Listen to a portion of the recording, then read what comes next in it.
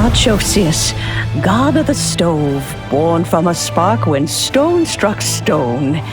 He was a god with a great love for humanity and their well-being.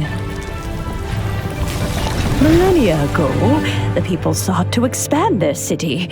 They built a dwelling on the plains and called it the Zhongli Assembly.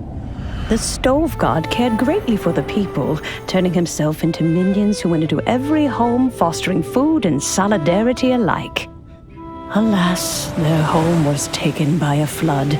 The waters ravaged the Zhongli Assembly and forced the people back south to Liyue Harbor.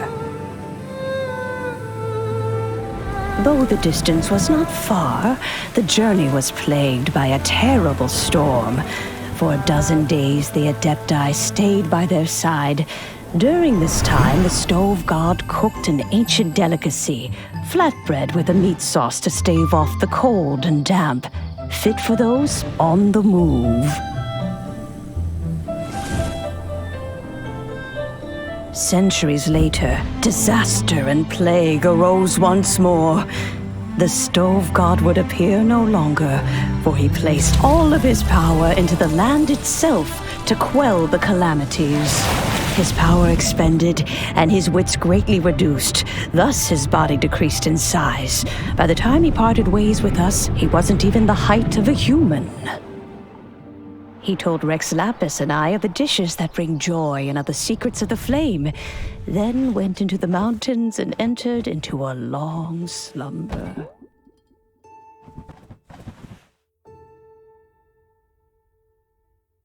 The Stove God departed, and Guoba was born. When he awoke, he ate the chili mince cornbread buns placed on the offering table by a young lady in yellow. Though he did not remember the past, he was profoundly moved and decided to follow this young lady thereafter. The Stove God had quietly disappeared, but the vendors rose early to hawk their wares. People went out to buy goods, lit their stoves, and cooked food, just as they had done every day for as long as they could remember. In Liyue, things have always been this way.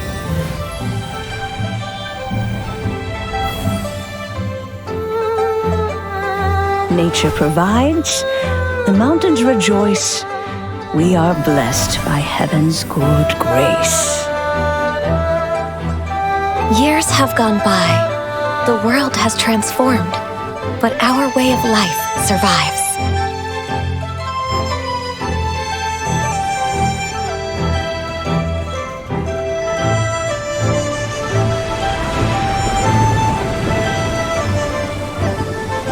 Fame and fortune is only a season. It is the moment that we should embrace.